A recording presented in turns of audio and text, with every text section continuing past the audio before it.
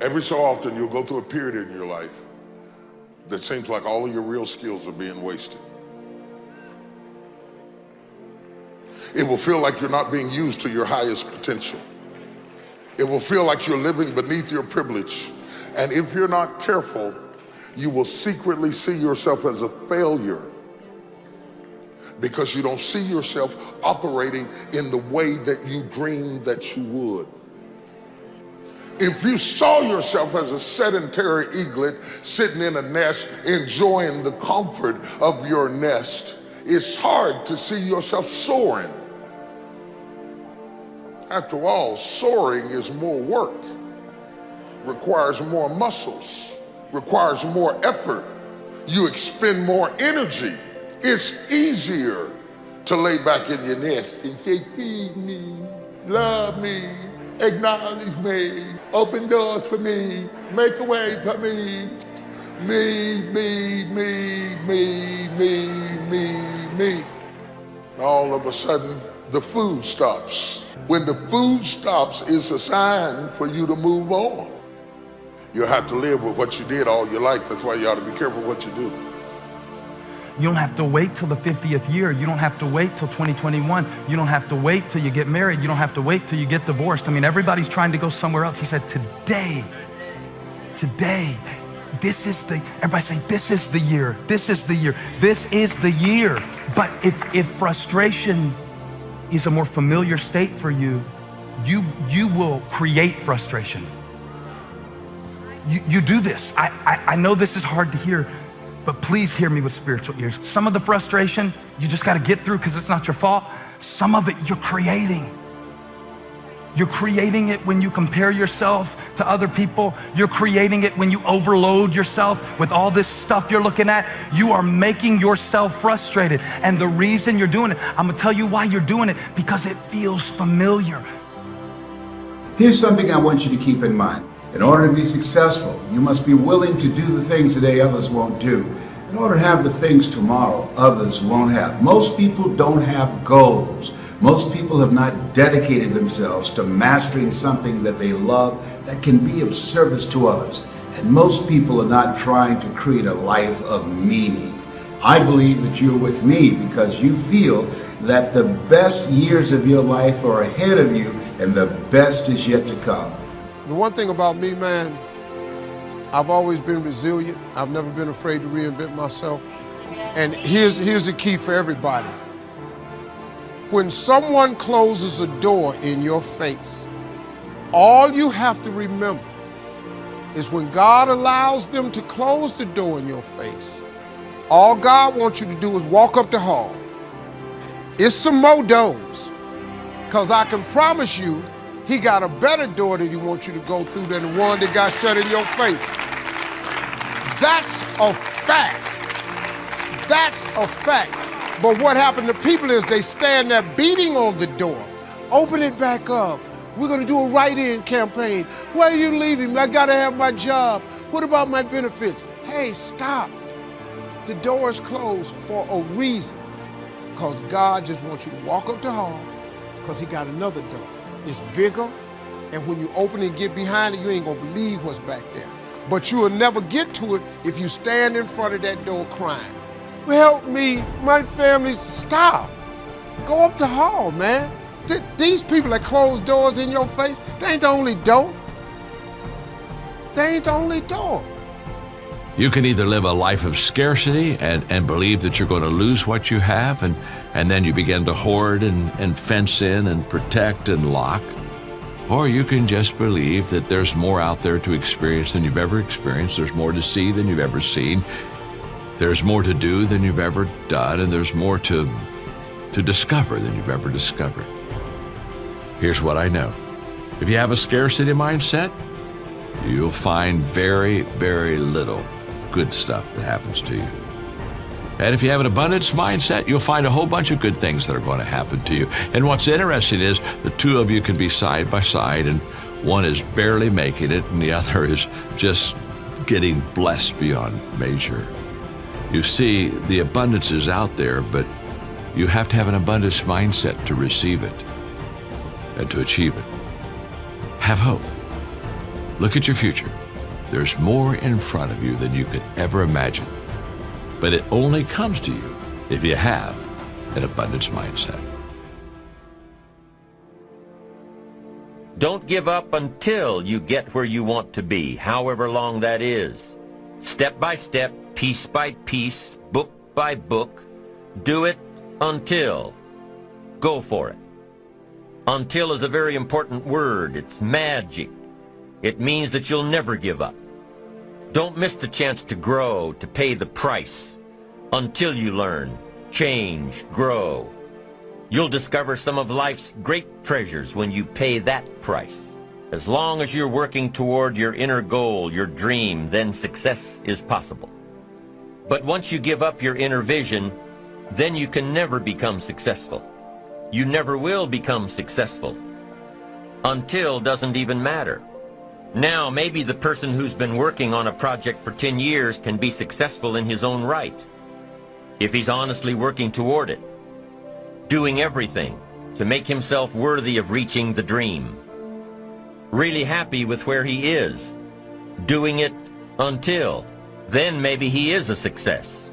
It's a personal thing, going for it one step at a time, going for small accomplishments along the way for however long it takes. You'll start to see things change around you, little things, not major things, but little everyday things, things you may not even notice unless you are paying attention. If you're one of those who'd rather stay up late and get up late, only to discover that your workplace doesn't fit your schedule, and you roll out of bed cursing the alarm clock every morning, maybe you could start with the little change of going to bed half an hour earlier than normal. And maybe you'll see, in time of course, you can't train your body overnight, maybe you'll find out that you jump out of bed in a better mood, and that your day will start better, and that you'll get more done. It all starts by making one little change and adding to it every day. There most certainly are times when we feel like that, when you say, I don't have any idea whatsoever of what I'm going to do to pull this out. Been in situations like that, where I had deadlines I had to meet. I didn't meet those deadlines, and I lost a car, lost a home, lights were cut off, telephone was cut off. All of those things are going to happen to you at different points in life. Now, the question is, what does it really mean? It really doesn't mean anything. It's not important at all. It's just a temporary inconvenience, because all of those things can be corrected. And it's a part of the process that we all go through.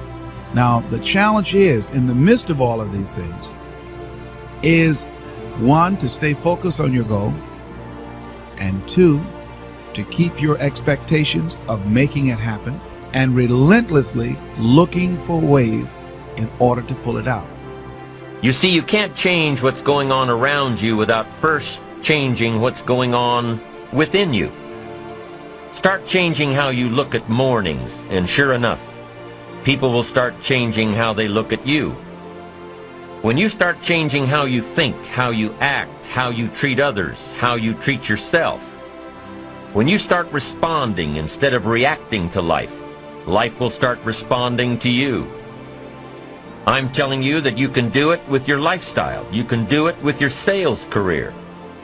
You can do it with any part of your life. If you are looking for equities unmatched, don't curse the only thing you have: seed and soil, sunshine and rain, miracle and seasons. But start processing things like we're covering in this program, and change will take off for you. You cannot believe what can happen in such a short period of time. So what happens when you start taking charge of your own personal happiness, your own life? Do you think that these little things will somehow make a difference in meeting your goals? You bet they will. I once heard somebody say that hope doesn't matter. I still remember that because at the time I was going through a difficult period in my life. I had lost a lot, and being honest, I was starting to question if I had enough to get back to zero. Not to impress anyone, not even to win, but just to get back to zero. And somewhere in me, I was starting to feel like a loser, a joke. and I had to deal with that. But the one thing I had going for me, the one thing I had left that would get me unstuck and back in the game again, was a real Hail Mary. The success rate was 1% worse than chance. But that's all I had. So you better believe I was holding on to hope. That's what kept me going and believing that I could start again, that I could come back. So the person was wrong. Hope does matter. But it only matters when you understand that hope is just one part of the equation. Hope alone cannot survive. The world you build around hope will disappear into thin air if hope is all there is. The real story is this. Hope is always looking for a partner. It's always searching for something else to give it meaning. Hope goes looking for courage. It seeks out faith. It invites work, action, doing. Getting up at 4:30 in the morning to work out because you've got to lose that weight. You want your life back. Hope is looking for courage because by itself, hope might get you to the game.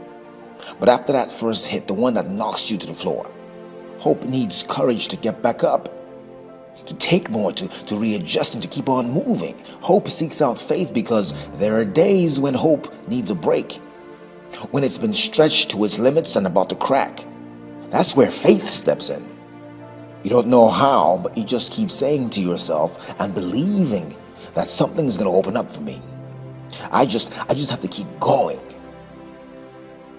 We all have things that come against us in life. People that aren't fair, a sickness that won't seem to go away, or a setback in our finances. Sometimes it was no fault of our own.